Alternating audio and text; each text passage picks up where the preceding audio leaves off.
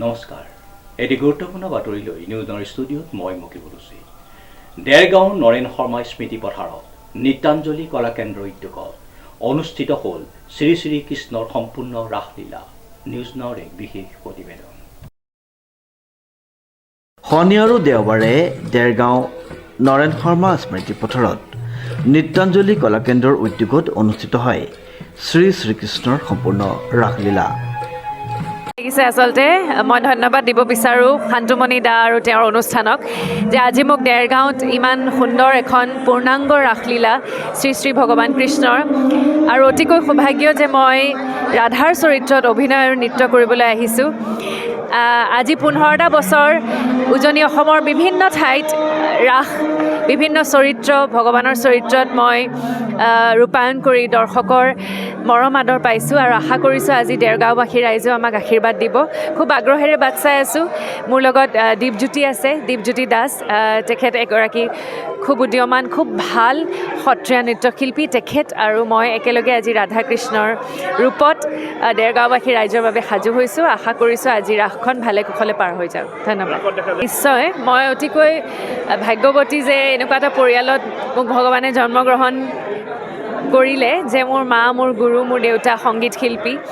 গতিকে এনেধৰণৰ নৃত্য সংগীত বাদ্য এই সকলোৰ লগতে অত বছৰ ঘৰত এটা সুন্দৰ পৰিৱেশ পাই আহিছোঁ আৰু খুব ভাল লাগে। মোৰ যদিও নামনি অসমত জন্ম, মই সদায় সৰুৰ পৰা মূৰ্তি ৰাস চাই ডাঙৰ হৈছিলোঁ, কিন্তু উজনি অসমত যে ইমান সুন্দৰকৈ মানুহে ইমান সুন্দৰকৈ ভগৱানৰ ৰাস লীলা কৰে আৰু এইটো মোৰ সৌভাগ্য যে 2010 চনত প্ৰথম ৰাস কৰিছিলোঁ মাজুলীত আৰু এই যাত্ৰা আজি 15টা বছৰ অতিক্ৰম কৰিলোঁ আৰু দেৰগাঁওবাসী ৰাইজক এইবাৰ প্ৰথমবাৰ আৰু শান্তমণি দাহঁতৰ এই অনুষ্ঠান প্ৰথমবাৰ মোৰ সোমাই পৰিৱেশটো ইমান ভাল লাগিছে। খুব পৰিপাটিকৈ খুব সুন্দৰকৈ তেওঁলোকে আয়োজন কৰিছে। আশা কৰোঁ আজি ভালকৈ পাৰ হৈ যাওক। পূৰ্বৰ দৰে আনন্দ নাই যিহেতু জুবিন গাৰ্গৰ মৃত্যুৰ পাছত ন্যায় ক্ষেত্ৰত আপুনি কি ক'ব এই ৰাসস্থলীৰ পৰা জুবিন গাৰ্গৰ ন্যায় ক্ষেত্ৰত? জুবিন দাৰ কথা ক'বলৈ গ'লে আচলতে মই ভাবোঁ যে অসমৰ যিটো উজ্জ্বল নক্ষত্ৰ সেই উজ্জ্বলতাটো আমাৰ অসমবাসীয়ে হেৰুৱাই পেলালে আৰু জুবিন দাই ন্যায় পাওক। আমি সকলোৱে এইটোৱে বিচাৰিছোঁ তেখেতে ন্যায় পাওক, অতি সোনকালে ন্যায় পাওক। আমি তাৰে কামনা কৰি আছোঁ, ভগৱানৰ ওচৰত প্ৰাৰ্থনা জনাইছোঁ আৰু জুবিন দাৰ যিখিনি অৰিহণা আমাৰ অসমবাসীৰ বাবে সেইখিনি আমি জীয়াই ৰাখিবলৈ আমি শিল্পী হিচাপেতো চেষ্টা কৰিয়ে আছোঁ আৰু অসমবাসীয়ে আমাক সহযোগ কৰিব বুলি আশা ৰাখিছোঁ। উক্ত ৰাস মঞ্চতে প্ৰবীণ নাট্যশিল্পী ৰূপেশ্বৰ বৰাক বিশেষ সম্বৰ্ধনা জ্ঞাপন কৰা হয়। বিশিষ্ট সাংস্কৃতিক কৰ্মী ৰূপেশ্বৰ বৰাই কেইবা দশক ধৰি বৃহত্তৰ গোলাঘাট জিলাৰ সাংস্কৃতিক জগতত নাট্য চৰ্চাৰ যোগেদি সেৱা আগবঢ়াই আহিছে। সেয়া আৰু শ্ৰী শ্ৰীকৃষ্ণৰ সম্পূৰ্ণ ৰাসলীলা নৃত্যাঞ্জলি কলাকেন্দ্ৰ প্ৰথমবাৰৰ বাবে আয়োজন কৰিছে নৰেন শৰ্মা স্মৃতি পথাৰত। এই অভিজ্ঞতা আগতে নাছিল, এয়া প্ৰথম অভিজ্ঞতা আৰু কালি প্ৰথম দিনা মিছামৰ আজন্ম শিল্পী প্ৰায় 40-50 বাৰ কংসৰ চৰিত্ৰত অভিনয় কৰা ৰূপেশ্বৰ বৰা ডাঙৰীয়াক আমি ৰাজহুৱাভাৱে শিল্পী সম্বৰ্ধনা জ্ঞাপন কৰিলোঁ আৰু তাই ইমানেই সুখী হৈছে এই শিল্পী সম্বৰ্ধনাত। আমি গৌৰৱান্বিত হৈছোঁ তেওঁক শিল্পী সম্বৰ্ধনা জনাই আমি উদযাপন সমিতিয়ে নৃত্যাঞ্জলি কলাকেন্দ্ৰৰ। আৰু আজি দ্বিতীয় দিনাৰ দ্বিতীয় ৰজনী খুব সুন্দৰভাৱে পৰিচালিত হৈছে। গোটেই প্ৰেক্ষাগৃহ পৰিপূৰ্ণ প্ৰেক্ষাগৃহ।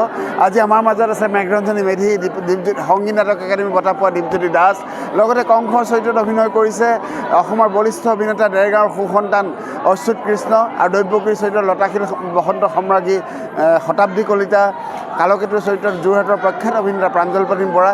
চলি আছে, আপোনালোকৰ সহযোগিতা পাই ভাল লাগিছে আৰু আপোনালোক আমাৰ মাজলৈ আহিছে। আপোনালোকৰ সংবাদ সেৱকসকলক আমি আন্তৰিক কৃতজ্ঞতা জ্ঞাপন কৰিছোঁ। একোৱেই কৰা নাই এই ৰাসখনত।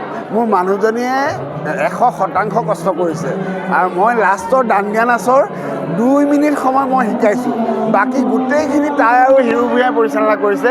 মই তাইৰ ওচৰত সদায় ঋণী হৈ থাকিম আৰু এই প্ৰথমবাৰ ৰাসলীলা তাই সাংঘাতিক কষ্ট কৰিছে। মই অলিম্পিকক সেইকাৰণে সদায় মনত ৰাখিম। প্ৰত্যাহ্বানমূলক এটা সময় আৱেগিকো হৈছে স্বাভাৱিকতে এবাৰ ৰাসত কষ্ট কৰিবলগীয়া হৈছিলে। সেয়াই আৰু প্ৰথম প্ৰচেষ্টা প্ৰতিগৰাকী আমন্ত্ৰিত শিল্পীয়ে আন্তৰিকভাৱে সহযোগিতা আগবঢ়াইছে। লগতে দেৰগাঁৱৰ মিছামৰাৰ বৃহত্তৰ দেৰগাঁও মিছামৰাৰ বহুকেইজন স্থানীয় শিল্পীক এটা ফোন কৰোঁতে অভিনয় কৰিম বুলি যেতিয়া কথা দিছে সেইটোৱে আমাৰ কাৰণে সৌভাগ্যৰ কথা আৰু গোটেইখিনিয়ে প্ৰাণাৱন্ত অভিনয় কৰিছে আৰু দৰ্শকক মন্ত্ৰমুগ্ধ কৰিছে, সেয়ে আমি ভাল লাগিছে। বিশেষকৈ শ্ৰীকৃষ্ণৰ ৰাসলীলাত 50তকৈ অধিক কংসৰ চৰিত্ৰত অভিনয় কৰি ৰাসপ্ৰেমী ৰাইজৰ মনত এক সুকীয়া স্থান দখল কৰিবলৈ সক্ষম হৈছে। এবাৰ বহু বছৰৰ পিছত আমাৰ নৃত্যাঞ্জলি কলাকেন্দ্ৰ দেৰগাঁওবাসী ৰাইজৰ সহযোগত প্ৰথম বৰ্ষৰ বাবে দেৰগাঁৱৰ ৰাস উদযাপন কৰাৰ ব্যৱস্থা কৰা হ'ল। ইয়াত বিশেষভাৱে শান্তমণি শৰ্মা, তেওঁৰ পত্নী অলিম্পিকা ভূঞা আৰু গোটেই সমগ্ৰ তেওঁৰ ছাত্ৰ ছাত্ৰীসকলৰ প্ৰচেষ্টাত আজি আমি সফলভাৱে ৰাসখন উদযাপন কৰিবলৈ সক্ষম হ'লোঁ। ইয়াত আমি এটা অভূতপূৰ্বভাৱে দেৰগাঁওবাসী ৰাইজৰ সহযোগিতা পাইছোঁ। আমি আটাইকে আন্তৰিক ধন্যবাদ আৰু কৃতজ্ঞতা জনাইছোঁ আৰু আমি চেষ্টা কৰিম যাতে পৰৱৰ্তী সময়খিনিতো আমি এইদৰে আমাৰ ৰাস দেৰগাঁৱত আমি উদযাপন কৰিবলৈ চেষ্টা কৰিম। দ্বিতীয় তথা অন্তিম দিনা মোহময় অভিনেত্ৰী মেঘৰঞ্জনী মেধিয়ে ৰাধাৰ চৰিত্ৰত অভিনয় কৰি সহস্ৰাধিক দৰ্শকক মোহাচ্ছন্ন কৰি তোলে। বন্ধু দীপাংকৰ বহু বছৰ ধৰি জড়িত হৈ আছোঁ আৰু চান্তুদাই এই প্ৰস্তাৱটো যেতিয়া আমি যোৱাটো জুলাই মাহত কৈছিলে যে ৰাস এখন কৰাৰ কথা ভাবিছোঁ, তোক কৃষ্ণক ভাবিছোঁ, দীপাংকৰক বসুদেৱ কৰা যাব পাৰিব নেকি?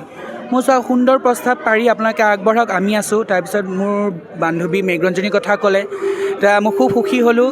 এই চেগতে শান্তুমণি দাক আৰু তেওঁৰ সহধৰ্মিনী অলিম্পিকা, তেওঁ মঞ্চত এতিয়াও ব্যস্ত হৈ আছে, তেওঁ ধন্যবাদ জনাইছোঁ। লগতে নৃত্যাঞ্জলিৰ লগত যিখিনি জড়িত মানে কলা কৌশলী হওক, যিখিনি মানে ওতঃপ্ৰোতভাৱে জড়িত হৈ আছে, তেখেতসকলক ধন্যবাদ জনাইছোঁ। মানে সুন্দৰ প্ৰচেষ্টা মানে দেৰগাঁওবাসীক আগবঢ়াই দিয়াৰ বাবে। আৰু এই যি ৰাসভাগী, আৰু মই ভাবোঁ চান্তুদাই মানে প্ৰতি বছৰে আয়োজন কৰক আৰু এই মঞ্চত এই যাতে দেৰগাঁৱৰ যিখিনি বাসিন্দা আছে বিভিন্ন ধৰণৰ চৰিত্ৰ দেখিবলৈ পাওক, বিভিন্ন ধৰণৰ অভিনেতা অভিনেত্ৰী দেখিবলৈ পাওক।